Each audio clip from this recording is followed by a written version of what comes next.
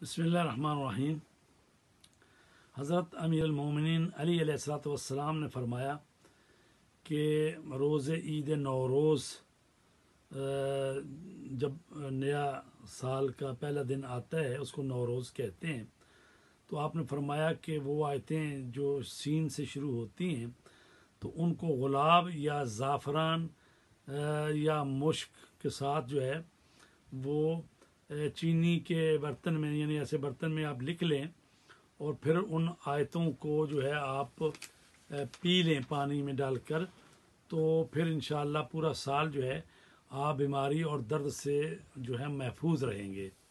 और वो आयात हैं सलामुन कौलम मिर रब्बिर रहीम, सूरह यासीन आयत नंबर 58। दूसरी आयत है सलामुन अला नूहिन फिल आलमीन, सूरह साफ़ात आयत नंबर जो है वो 79 है।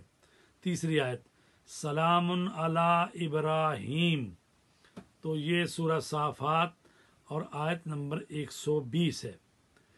चौथी सलामुन अला मूसा व हारून, तो ये जो है सूरह साफ़ात आयत नंबर 130 है।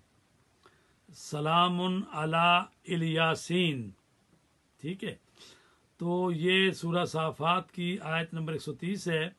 और सलामुन अलैकुम तिब्तुम फदखुलूहा खालिदीन, ये जो है सूरह ज़ुमर की आयत नंबर 73 है।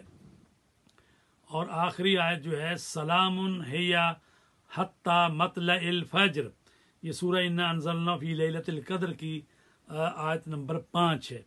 तो ये 7 आयतें जिनमें सलाम की बात की गई है, तो इसमें सलामती है, बीमारियों से दूरी है और रंजो गम से दूरी है।